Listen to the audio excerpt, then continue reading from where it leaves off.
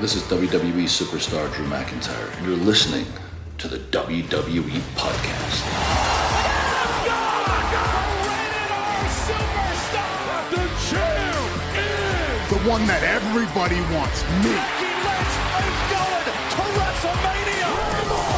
Claymore! Austin 316 says I just whipped your ass. This is my iron. You're going to acknowledge me. What's going on, everybody, guys and girls? Welcome back to another edition of the SmackDown Review right here on the WWE Podcast. As always, I am one of the hosts of the show, Michael Ritter. You can find me on Twitter, Michael5Ritter, and also one of the hosts of the Football Function Podcast. You should definitely go check us out over there if you are into football, especially given that the playoffs are pretty much, we're in the thick of it. We're really in the nitty-gritty, in the juicy portion of the postseason, but getting back to wrestling, that's why we're here, right? To talk about SmackDown. And who better to join me talking about SmackDown than my co-host of the SmackDown Review, young John Carrasco. John, how you doing? You can find John actually on Twitter at Big Speaker. That's BIGG_Speaker. John, how the hell are you, bud? I am doing pretty good, man. And of course, I'm here. We're about to break down this freaking show that we got for everybody here. So yeah, we're about to do this stuff. But I can't really say that this was a SmackDown that really excited me. Of course, we had some good stuff going on. Felt like a Raw, no offense. Oh my gosh. I wasn't going to take it down there, but of course, I had my little negative thoughts about it. Hey, it's the Raw 30th anniversry. They're trying to give a shout out. They're trying to pay tribute to it. Why not, give our own impression of Raw here? But sorry to keep interrupting you. Go ahead. No, not at all, man. Because I was going to say that freaking video package they had for that thing, nice. So we'll get to that was here in a little bit. Was your foot tapping as the song was playing? Well, honestly, just chills. Just let loose. Just chills, man. Because you just everything that they're bringing back. There you go, the nostalgia there that it was. Yeah, man. I just felt it through my body, and I was just thinking of next week already. My bad. Of course, you got a question, but yeah, I'm eager here to talk about it with you, man. Obviously, I keep jumping the gun, but continue. But yeah. Of course, we got big plans for next weekend, man. And of course, it's starting to really trickle in. That the countdown for our days is there. They got numbers, we got days. So that's what I'm kind of looking forward to. So. It just started to hit me whenever I seen all that. Of course, brought back all the memories, nostalgia, like you were saying. And, yeah, man, I'm just excited for next weekend. Yep. So this is obviously the SmackDown Review. We're SmackDown guys through and through. But what is your favorite Raw memory? Raw, man. Just from where you are, I guess, in your rewatch, given that you started, what you said, the year 2000? Yep. Going into 2001. Okay, all right. So you've seen a good era. You've seen a good chunk. I've seen probably at least 50 plus episodes, right? If you've watched a year, I'd say at least a good maybe 40. Okay. I guess you could say. I guess you could say that's about. So are right, you into 2002 yet? No. Okay. I'm barely starting 2001. Okay. Yeah. So it's barely we're almost lined up with what we're watching right now.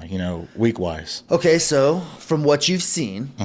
In the rewatch, it's a little tongue twister there, of Monday Night Raw, what has been a moment that stood out to you, I guess I should say? Well, a moment that stood out to me is just the feud that's been with Vince McMahon and Stone Cold. And then also Mick Foley being fired from being GM. So, it's kind of, it's just it's coming back to me in spots, I guess you could say. I remember some of this stuff whenever I was a kid. So, of course, like I said, some of this stuff has just been bypassed, just memories. But it's all starting to trickle into how the storylines played out, what was going on with the big moments that I actually remembered seeing and stuff like that. So, it's kind of awesome to be able to have that in just in your back pocket, I guess you could say, with Peacock. No sponsorship right there, but I'm just saying. But I don't know, man. It's just awesome to be able to go back and rewatch that, and then for it to be all coming back to this, coming on Monday, the Raw 30 and everything like that. We're gonna see I'll see a lot of familiar faces. Of course, you will and everything, but it's just gonna be awesome, man.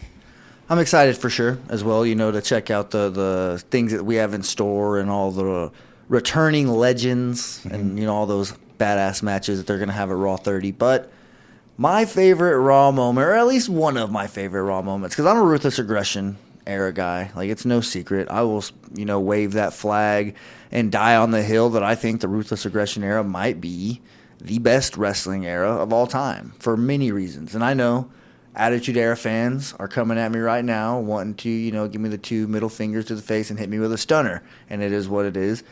But, and that's not necessarily a knock at the Attitude Era. I understand how great it was. And to be completely honest with you, I didn't watch it religiously like I did the Ruthless Aggression era. I was a WCW guy before that in the 90s. So that's no secret as well. So there is a little bit of bias here, and I'll admit that.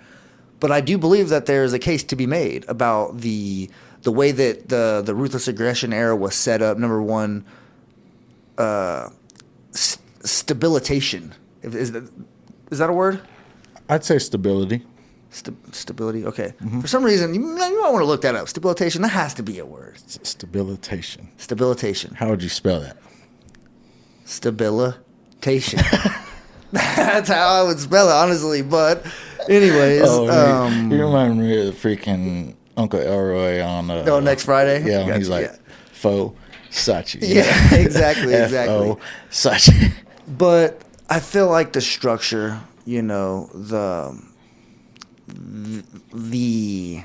base was so set. The rules. You saw the other day, we watched a YouTube video whenever the first ever draft lottery, where several people went over from SmackDown to Raw, and they were all in their respective locker rooms wearing their respective shirts.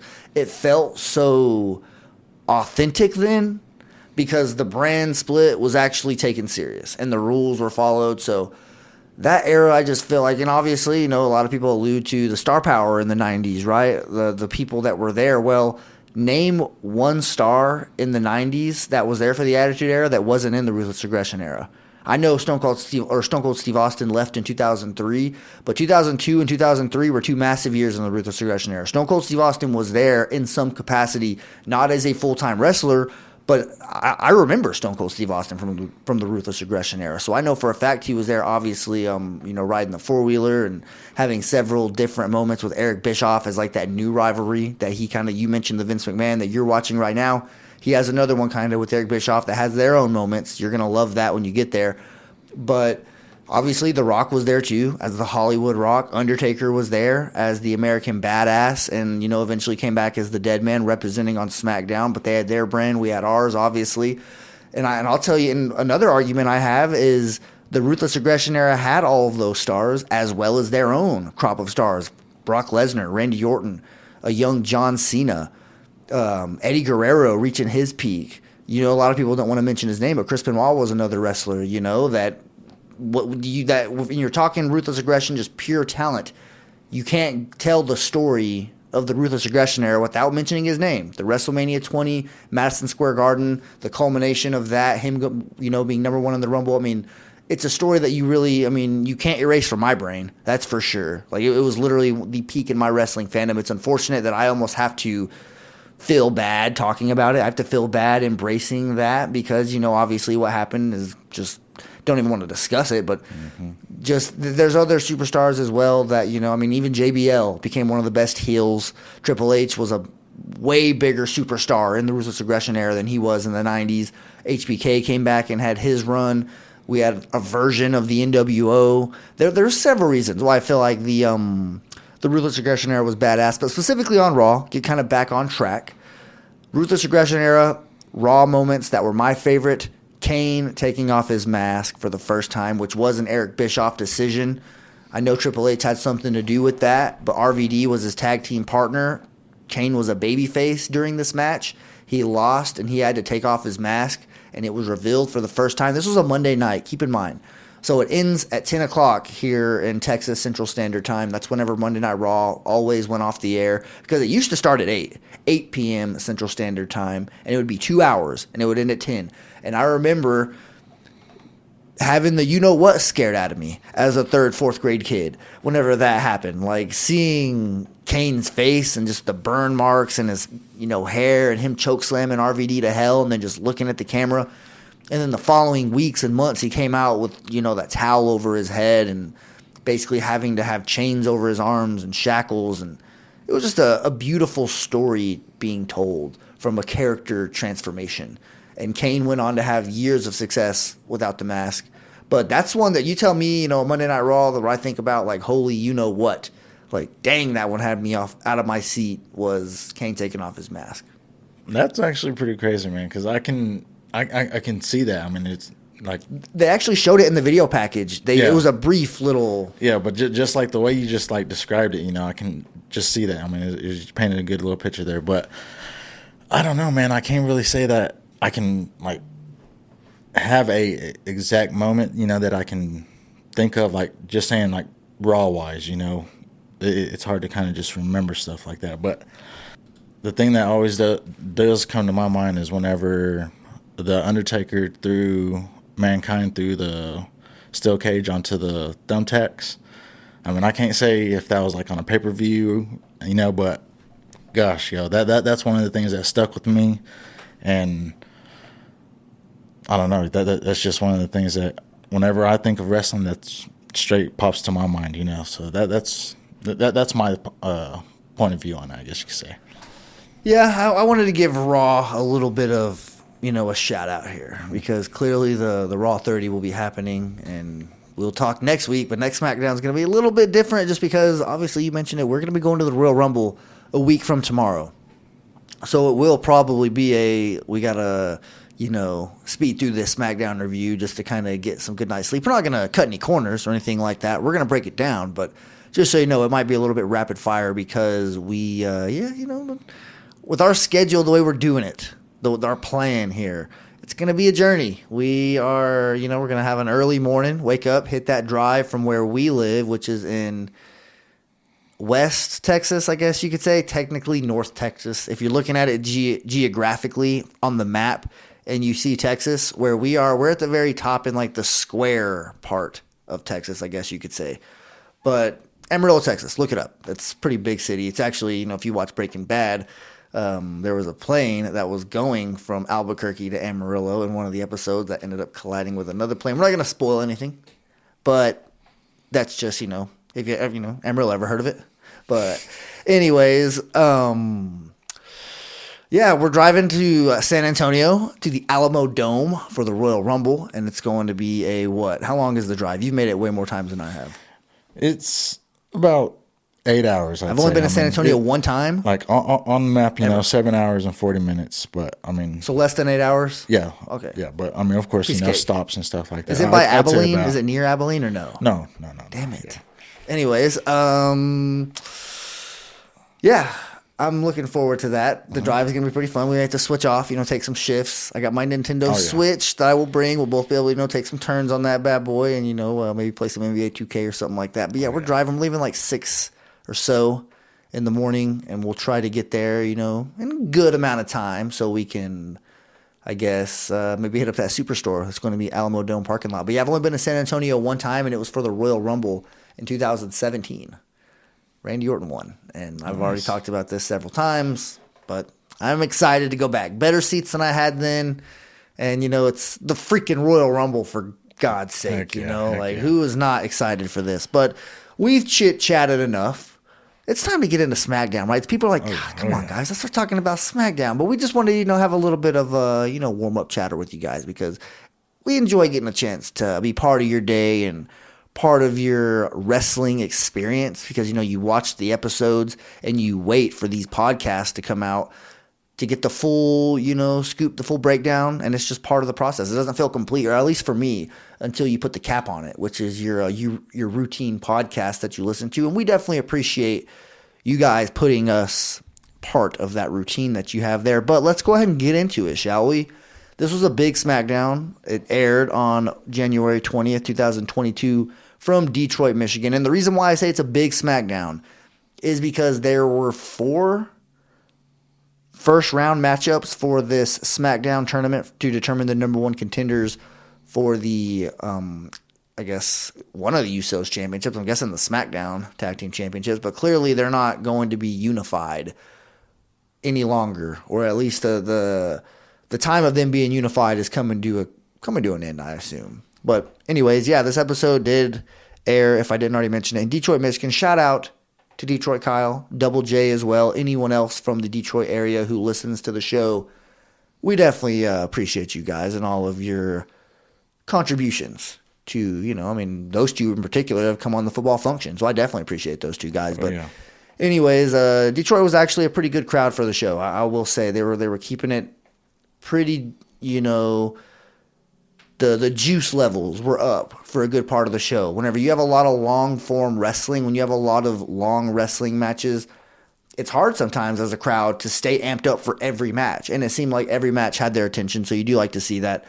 But one thing I will say, this show started off with Sami Zayn being left hanging as the Bloodline was arriving to the arena. Before the show really even got started, he kind of tried to put his fist out to do a little pound with Roman Reigns, but he kind of just looked at him and walked away, clearly unhappy with Sami Zayn, and they definitely do a little bit more digging into that, and they unpack it a little bit throughout the show, and we'll talk about that as we ourselves unpack this episode of SmackDown. But before we get any further into the show, I did want to kind of take a little bit of a left turn here and give a shout out, not really a shout out, just maybe give some positive thoughts and prayers to Jay Briscoe. R.I.P. Obviously, this is a pretty sad loss for the wrestling community. You've seen, the Viking Raiders had Dim Boys bands on their arms. Kevin Owens had a J band on his arm. I saw Sami Zayn tweet about him. I saw Seth Rollins tweet about him. So many different wrestlers who came up through the Ring of Honor. That's typically where the connection usually comes from when it comes to Jay Briscoe. Now, I'll be very transparent. I'm not familiar with the Briscoes, that tag team. I don't watch Ring of Honor. The only time I really was, introduced to them was that WrestleMania weekend when they were in New York, and Enzo and Cass, which I know you don't know who Enzo and Cass are. You're familiar with them, but you don't know. Yeah. Anyways, they did like a work shoot with the Briscoes at a Ring of Honor event where they jumped the barricade and they were throwing real punches. Pretty crazy. You might have to look that up. It was actually widely speculated as what the hell's going on, because that same night there was a Hall of Fame speech for the WWE, the Hall of Fame ceremony, and Bret Hart got attacked by a fan, literally in the stage. Yeah, someone stormed the ring and tackled Bret Hart. Multiple wrestlers jumped in there, beat the hell out of that dude. He got some stiff shots from FTR, the Revival at the time. One of their tag team members really got a good shot on him, but that was a wild Saturday night, I will say. That was back when WrestleMania was still only one night. I kind of miss those days. But anyways, yeah, R.I.P. Jay Briscoe. I'm not sure if you wanted to say anything or touch on that at all. Oh, no, I'll just go ahead and, just give condolences to the family, of course, R.I.P. and everything like that. Yeah, of course, it's always sad whenever something like that comes across. And, it touches everybody. But, memories on and everything like that. And, of course, condolences. Oh, yeah, no doubt. But let's go ahead and get into the SmackDown that happened tonight. And we'll start off with this tournament. The tournament that is going to determine the number one contenders for the SmackDown Tag Team Championships. The first round matchups were all handled tonight. Very first one, Viking Raiders versus the Banger Bros. This one was nearly 30 minutes long. And I will say, the Viking Raiders impressed me in this. I was kind of thinking, man, this is a mismatch here. But it was the longest match, the most back and forth match of the entire first round of this tournament. And I thought that there was multiple times where they were in damn good position. I thought maybe Valhalla, if that's how you pronounce it, was going to get involved more than what she did. But it really wasn't, decided by her. It was truly...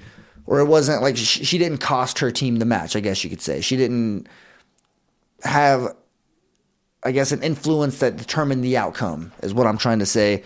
Sheamus did his thing, kind of finishes these guys off with a bro kick, and that's how the Viking Raiders lose.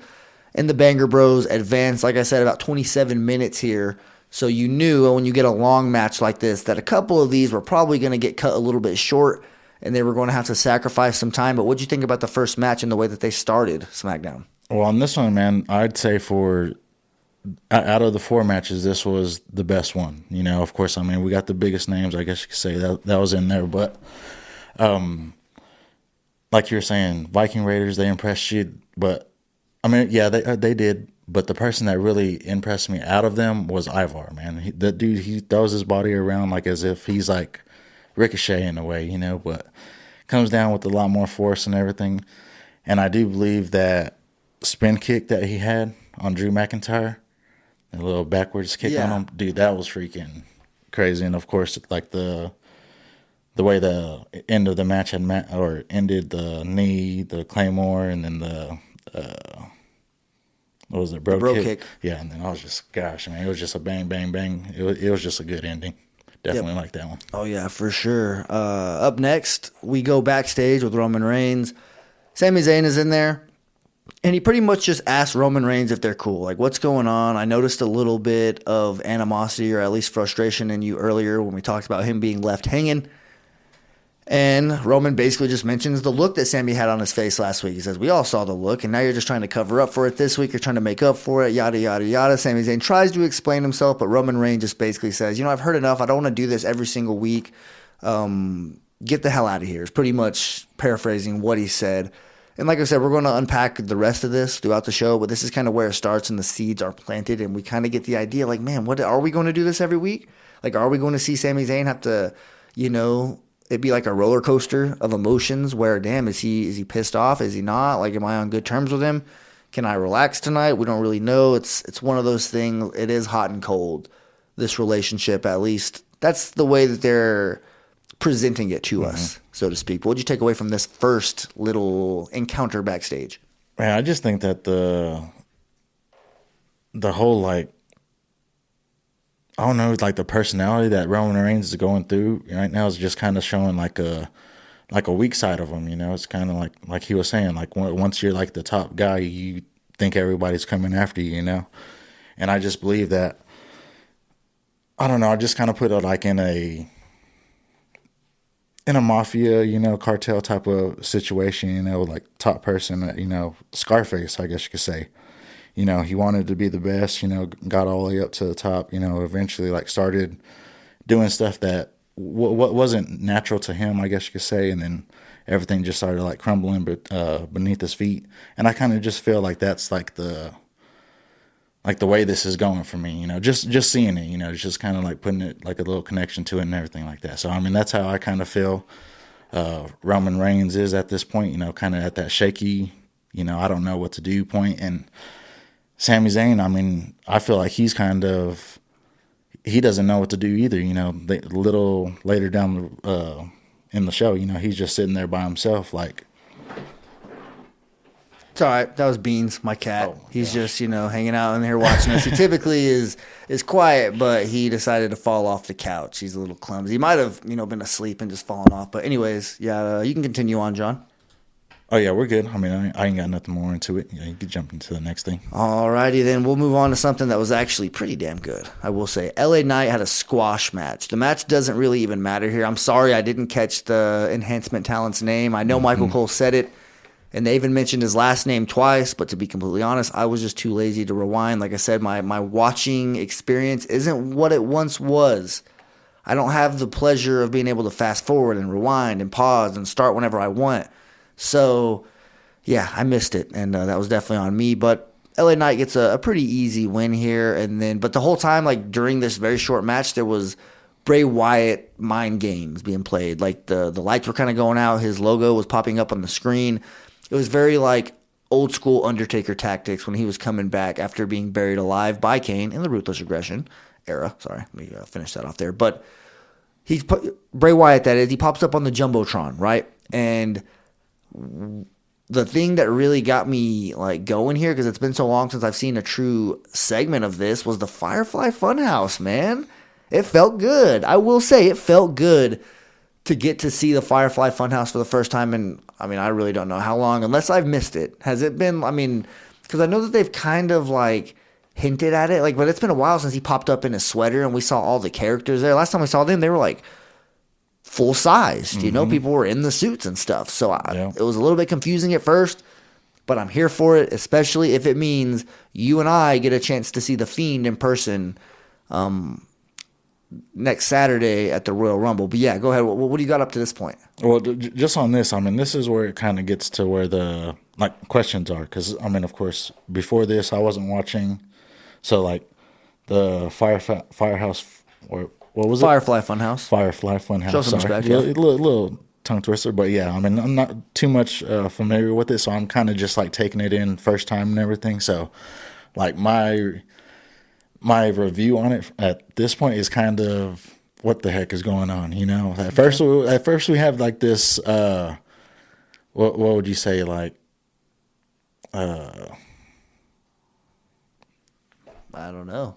Man, I can't think of the just like the gory, you know, you're thinking like more of like the scary type of situations, Like the Uncle Howdy vibes, yeah, kind of like what we're all seeing. that, you know. At first, you know, that's what we're seeing. Now we're kind of going to like maybe this is funny, maybe this is I don't know what's going on with this, you know. I can't really think, man, are we supposed to take them serious at this point? But yeah, for me to first see this, I'm kind of just I'm going down the hill with Bray Wyatt. Let me just tell you that. So I mean, it's kind of too many twists and turns. Let me tell you that for me. Yeah, it's like the old cyclone ride at the Wonderland amusement park here. You understand? It's breaking my neck. Yeah, like that ride, man. If you are over the age of 6, that one is extremely tough on you. Yeah. And it's meant for, you know, at least it's not meant for adults, but I mean, adults can ride it, you know. And right. I'm sure that there's rides like this at your local amusement park, or, you know, maybe an amusement park that you went to growing up as a kid or something along those lines.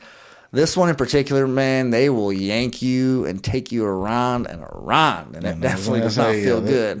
The way that you said that, to compare that, and then of course, if you lived here and you went to the Wonderland Park and you rode that thing, you would know exactly what he's trying to say here. But yeah, that's how I took it exactly. Yeah, but I'm with you. I feel that Bray Wyatt does kind of make it hard to, like, it's one of those things, like, sometimes I'm telling a story and I feel myself like, I know how the story's going and how it's going to end, and I'm confusing myself. Mm-hmm. So I know that the people listening to the story are probably like, what the hell is this guy talking about? And that's kind of how I feel like with Bray Wyatt. Like, he gets a little bit, like, I don't know, a little bit too cryptic, a little bit too puzzly, to where, like, people are trying to, like, you have to figure it out. Like, you have to think too much whenever you're listening to one of his promos. He does tell LA Knight that he's the one who opened the door, and he is now responsible for whatever happens next, basically hinting that something's going to happen. It's not going to be just a regular Bray Wyatt when we get the pitch black match. We better get the Fiend. I was going to say, I kind of did like how I don't know if it was part of it, but just like how the lights were like flickering in and out whenever that match was going on. I kind of did like that. Yeah, that's kind of those Undertaker tactics I was referring to, where he kind of did that, and that's definitely something you'll see. Because he was doing that to Kane. Oh, okay. Got you. They led up to a WrestleMania 20 match, just that WrestleMania 20 card, man. You're gonna love it, because I know you've already seen it, but you're gonna love it whenever you are familiar with all the storylines. Going with it. But something I know you're familiar with, your favorite tag team, Hit Row versus Los Lotharios in another first-round tournament matchup. B-Fab throws an assist, and Hit Row steals the win. What'd you think about this one?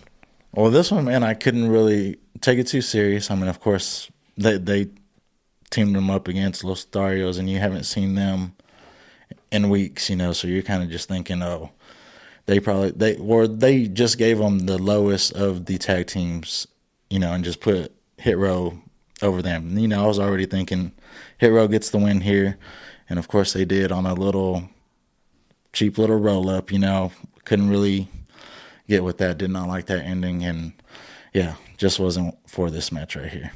Probably say the worst of the 4. Hit Row was involved in the worst match? No way. Yeah. Oh, okay. Yeah, heck yeah. I wouldn't have bought that. You wouldn't have been able to sell that to me. But anyways, anything else on this? Oh, man, it was just crazy, man. Like at the beginning, whenever they were coming down the ramp, you know, they just reminded me of like GTA characters. I was just like, man, what the heck is some that you would like create, or like whenever you have your GTA character, you just go to the closet or whatever and like deck him out in whatever gear you have in your wallet before you go just randomly start a random fight with a civilian? Right on the street outside your house. Nothing like wrecking your car, getting out and going and punching someone right in the face, taking their car and going and wrecking that car. Yeah. Man. GTA, not even doing the missions, just driving around, causing havoc. Nothing like dying and then coming out, like seeing the waste and then coming out of the hospital and immediately just going up to somebody. Yeah. But anyways, I'm sure you guys can relate to that, or at least, the GTA fans out there. But let's go ahead and continue on here. The obviously, like we mentioned, Hit Row gets the win. They advance. They have to fight the Banger Bros next week, though. So I don't think they're getting past that one. I think they might. Their Cinderella story might come to an end. Sorry, John. Yeah. Up next, Charlotte Flair cuts a promo, and she simply tells Sonya Deville. She kind of gets right down to the chase. She basically says that if she has a problem with her, come down to the ring and say it to her face. Point blank, right to the point. And Sonya comes out, and she basically claims that nobody thinks she's worthy, yada, yada, yada. But everybody's wrong. If you just simply pay attention, whenever she comes out and she wrestles, it's clearly the right call that she is the one who's worthy to challenge Charlotte Flair. And Charlotte basically just calls her out for wanting to cut in line in front of everybody and not focusing on the Rumble and earning her shot, which, timeout. How did Charlotte get an opportunity at the Women's Championship? Did she not just randomly show up after not being here for months and at the drop of a hat getting an opportunity and winning? Just tiptoe back in. So that was a little bit of pot, meat, kettle. But anyways, let's see here. They tease that we might get a little bit of a match. Charlotte wants to do it. Sonya's the one that says no unless the championship is on the line. And before Charlotte has a chance to accept, Adam Pearce comes out. And while he's beginning to speak, Sonya just attacks Charlotte and then runs away. This is some baby back BS, if you look at it like that. A little bit of a cheap shot. But what else is Sonya going to do in the heel roll here? What do you think about this? We're clearly going to get this match at, maybe the Rumble. I don't know. If so, it probably isn't going to get much time given, 2 Rumbles and all the other matches that they have to, factor into the equation here. I can't see them giving this one much time, if any, at the Rumble. But if they do, I'd sign me up for it. But what do you got on this segment here with Charlotte?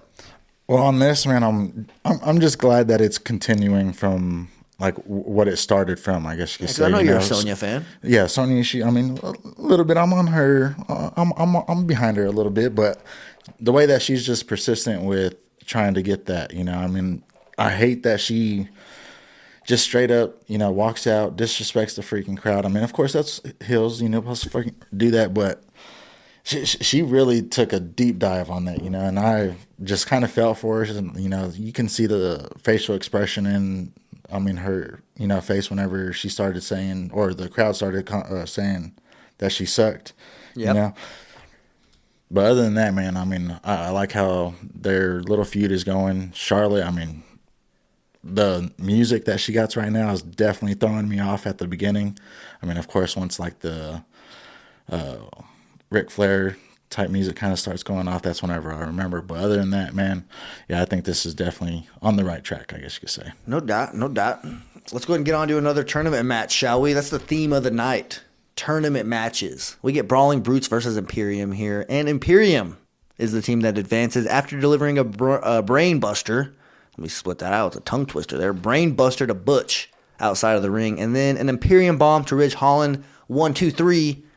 We get the Imperium. Who is it? Ludwig Kaiser and Giovanni Vinci advancing to the next round. So they fight the winner of the following match. The match that we'll talk about here in a little bit. But this one right here. Ridge looked good, I will say, in this match. Just me watching him, it looked like they were showcasing him a little bit. Mm-hmm. This is the season where you pay attention to stuff like that. The Rumble coming up, people getting pushed here. They want them to look good, maybe get themselves into some type of program going into WrestleMania season. Ridge is somebody to keep an eye on the SmackDown brand. I think that, he's improving. He caught a lot of flack. He was on the, in the doghouse for a little bit, obviously. It's been a long time since we've seen Big E. But either way, Ridge is, he's doing his part to improve in the ring, and it's definitely starting to show up. I feel like he was a big reason why the Brawling Brutes were in this thing. It's just that, God, what was that? The brain buster to Butch on the outside. It took him out, man. He was done after that. Oh yeah, man, that was freaking beautiful. But yeah, going back to the Ridge thing, man. Yeah, I do agree that you can see that push being happen. I mean, I do like how Wade Barrett had called him. I mean, of course, Ridge the Fridge. You know, I feel like that's kind of sticking with him now. And yeah, man, Butch, it felt like you said. I mean, he was kind of minimal. I wanted to see more of like that joint manipulation that he does. You know, that's what I kind of like to see from him. Yeah, so I mean, I was kind of let down on that end. I mean, but I would put this at like the second best match of these four. Okay. I like to see it. Moving on, we get the Raw video package. We kind of touched on Raw, the Raw 30 video package. We touched on that at the beginning of the show. The theme song, though, the I'm Good by whatever her name is, Bebe Rexha or something like that. I don't know. I probably completely butchered that. Did I? What's her name? I don't know. I don't know. I don't know. Yeah, I really don't know that Something like that. I don't listen to it, so you can't make fun of me, but I probably will get made fun of. Anyways, yeah, I mean, there's been a lot of conversation over the internet on who likes that song, who doesn't. Where do you stand on the theme? Do you feel like it suits the Raw? I mean, I feel like you could have, I mean, the song itself I don't have a problem with, but I just think for Raw 30, you could have maybe done a little bit, more like Triple H side type little stuff. Nickelback maybe. Okay. I'm just kidding. I wouldn't be able to put like a exact like something artist like that to it, but I don't know, man. I felt like Triple H, he always had like the best music for situations, you know, like big moments, I guess you could say. I mean, Triple of H course, and you know, music. just seeing it growing up and stuff. I mean, his Game Over, man. That was probably like the, I don't know, probably the song that stuck the most, I guess. I wouldn't know if that's like the exact name of it, but yeah, you get what I'm saying. Oh, for sure. Yeah. Let's see here. What's next? What are we going to talk about? Legado del Fantasma versus the Maximum L models. What the hell was Mace wearing? Dude, I can't really say what these dudes are like. Mansoor, that little see-through. I'm tired of that. I'm just tired of the whole outfits altogether. You know, at least be a little bit more. I'd say, because I'm not trying to see it. So what would you say? More covered, I guess you could say, in a way. Yes. Show some respect. I mean, so let's cover the. Some people want to see that, you know, but I mean, it's just not for me, you know. I mean, their shorts are about as short as Miss Man on Scary Movie 1. I mean, I guess you could say kind of LeBron type stuff whenever he does those, you know, short. Do you know shorts. Do you know who I'm stuff. talking about? The coach. On what? Scary Movie Part 1. No. Have you ever seen Scary Movie Yes, Part 1? yes. So you don't know the coach? I'd have to remember, yeah. Yeah, the coach that's a woman. Yeah. And she like tells Cindy or Oh, whatever. yeah, her okay, short yeah. shorts. There we go, Yeah, okay. There you go. That's kind of what Mase was wearing, or at least something along those lines in the match tonight. Yeah, so if you you've seen definitely- Scary Movie 1, you know what I'm talking about. If not, just disregard. I was gonna say you definitely put an image in my head that I didn't want to see. Oh, sorry about that. Let me just say that because I know what you're talking about. Yeah, think happy thoughts, man. Think happy thoughts. my God. How about we change the subject here, and we talk about Legado del Fantasma winning this match. I was a little bit surprised on this one too. I mean, I guess not really, but because it didn't involve Santos Escobar and it were his lackeys, and I don't know their name right off the top of my head. Sorry, that's WWE's fault for not showcasing them more. I maybe should know the roster a little bit better. We're all at fault here, okay? I'm not pointing fingers at anybody. But either way, they get the win here. So that's a step in the right direction to let us know their names better. Well, actually, man, their name are Joaquin Wilde and Cruz del Toro. Okay. So yeah, I don't know how you So I'm didn't a catch stooge. that. I mean, Okay, of course, I'm a stooge, all right? I'm sorry. I was kind of lost for a second too, but yeah, I It's had to playoffs, right? That's my excuse. Oh my gosh, you got what? Too many things going on. But anyways, yeah, man. On this, I mean, I can't really say that. It was like I said. This is going to be the third of the four. You know, of course, already putting them in order, but I just couldn't get with it. Whenever I think of LDF, I think of course, Santos Escobar mainly and Zelina Vega. And like you said, I mean, of course, you didn't even remember the names, and that's of course they're just like the back people. I mean, of course, you kind of just felt like they're like the. What did Wade Barrett, man? He's starting to hook on to me, but he's starting to grow on you? Yeah, he's He called him something, but yeah. I feel like the Legado del Fantasma power rankings. The lackeys or something like the that. lackeys. I mean, that makes sense. That's what Joey and Frankie are in Boy Meets World. But anyways, the power rankings for Legado del Fantasma. Number 1, Santos. Oh, yeah. Number 2, Zelina. Number 3, their theme song. Oh. Number 4, his glasses. them two tied together. They're tying it. Joaquin and they don't Del even Toro. get their own slot. Or did I get the last name wrong?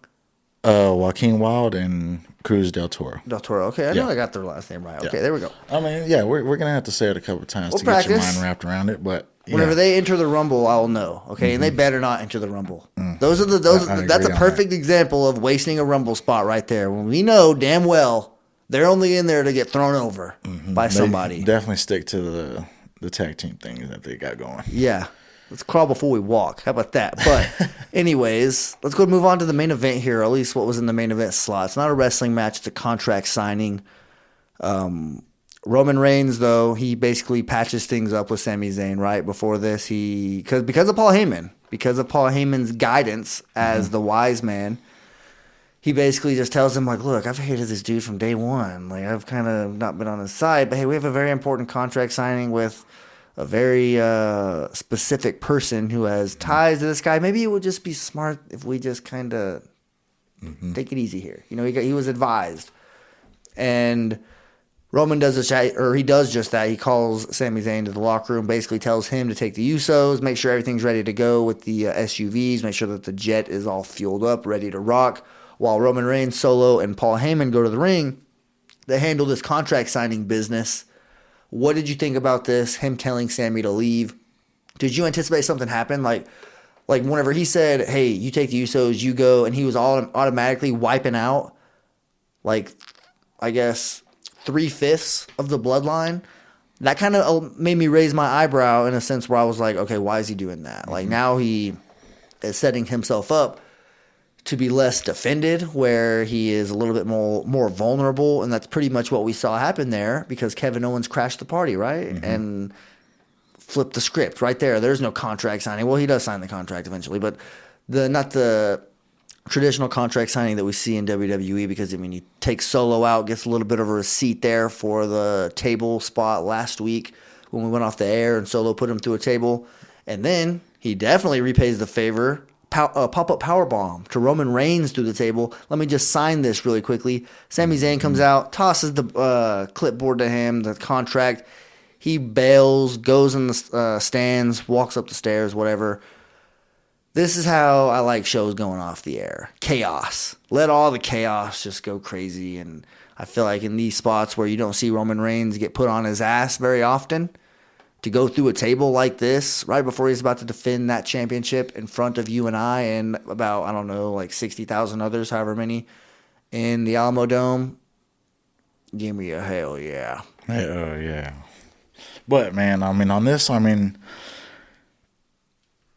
it was great. I mean, I can't really say, like you asked, I mean, him sending Sami, I of course, whenever contract signings, like how Xavier Woods asked Adam Pearce that one time, you know how contract signings go? You know, of course, there's going to be some chaos in there, you know? So I was thinking, but you got Solo on your side. You got Roman Reigns, you know, you got the head of the table there. You expect him to be able to at least carry his own rather than taking that quick little stunner, you know? Figured you'd push that kick out the way, you know, maybe give a punch in, some type of defense before you take something, you know, but of course, having Solo on your side, that's the enforcer right there. So I didn't really think too much of it. But one thing that did catch my eye was Paul Heyman being in that boot. Did you see him whenever he was walking out? You know, he had that little – at first I thought he was just walking like that, you know, little pimp walk, I guess you could say. Pep in a step. He does have a little walk, you know, already. So it's kind of – he does his little thing. So I thought he was just kind of like overplaying it right there. And then I kind of saw that boot and I was like, oh, okay, that's why he's walking like that. So I was kind of curious what the heck that was about. But other than that, man, Kevin Owens, I mean, he came in there, did his thing. I wasn't a fan of it. I mean, like I said, Roman Reigns should have had at least some type of defense, you know. But him to be able to take out Roman Reigns, the Usos and Solo was kind of over the top for me. All right. You weren't necessarily on board with it. That's all right. I mean, it was still good. Like I said, I was cool with it, but it's kind of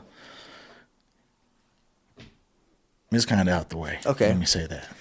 Nothing wrong with that. I did like to see KO. I wish he would just be an official member of SmackDown and not go back and forth. We'll handle that whenever a draft comes up, hopefully after WrestleMania or something. That's like when it makes sense to have the draft right when the new year starts or something along those lines. Let's not make it completely spaced out, but I do feel one coming. I feel a shake coming, especially with you-know-who back in the forefront in the creative department. Vincent Kennedy. Oh, my gosh. I hope he keeps his foot out that door. That's all I got to say.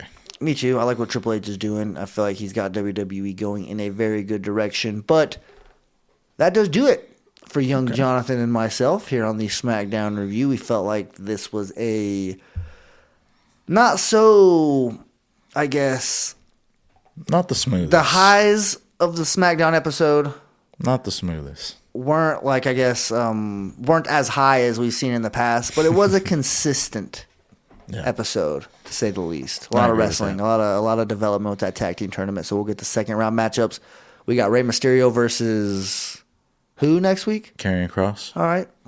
I wasn't sure if they were going to give us that. I did see the graphic that Rey was going to have a match, but so it is against Karrion. Also, the 2 matches for the semifinals for the tournament. Okay, so we'll get those next week. Got a nice juicy episode. Like I said, it's going to be one of those rapid fire episodes, so prepare yourself for that because John and I got to hit the road, man. We are going to be providing some in-house coverage. Rocky T going to be in attendance. We're going to try to do what we can to link up with him and maybe say what's up because that's definitely something we want to do. And anybody else who's going to the Rumble, if you're there and you are in the Alamo Dome and you want to say what's up to the SmackDown review team, the Blue Brand Brawlers, you definitely can make that happen. Just hit up John on his Twitter feed. Hit up me. One of us will be able to make that happen. So, John, you got anything? Well, I mean, definitely want to just give a shout out to all the listeners and, of course, all the Patreon members. And, of course, Discord, always popping over there. And, yeah, definitely want to give you a shout out, man. Football function and everything like that. We're getting into those deeper brackets of the playoffs. So, yeah, man, it's definitely getting juicy over there. Great time. Oh, yeah. So, yeah, definitely want to give you your flowers and everything like that. And, of course, definitely want to just say it's good to be here every week, man. I mean, of course, it's getting kind of where I'm on that little tired level, but, man, pushing it through. And, of course, yeah. Definitely appreciate you for having me here. Always, man. Always appreciate it. I also want to thank the listeners. You guys kick ass. You guys are badasses, man. I definitely appreciate you guys making us part of your weekly routine. Just letting the SmackDown review flow through your headphones or your car speakers or your loudspeaker, whatever it is that you're listening to. Who knows? You might have us in a cassette player these days. I don't know. Maybe coming through a Walkman, bringing it back, huh? MP3 player, bringing it back. iPod. Gosh, I remember having one of those little things. Who knows? You might have little snippets of the episode on little hit clips, just little portions. Little small episodes, but.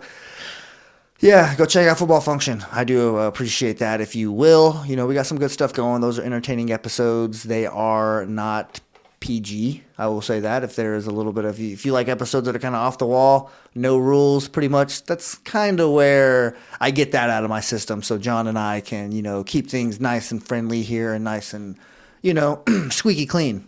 At least for the most part. Well, sometimes it's hard with this guy over here. I got to edit out a lot of what. I was going to say, there's some slips and I don't even know what to say on this. I'm just kidding. We like to have fun. We like to have fun here on the show. But with all that being said, you guys have a damn good weekend. Be safe. Whatever it is that you're doing, enjoy the football. Hopefully you'll be watching. But if not, just have a damn good weekend. Walk passionately in the direction of your dreams, and we'll talk to you soon. Thanks for listening to the WWE Podcast. Don't forget to subscribe on your favorite podcast app so you don't miss a show, or head to WWEpodcast.com.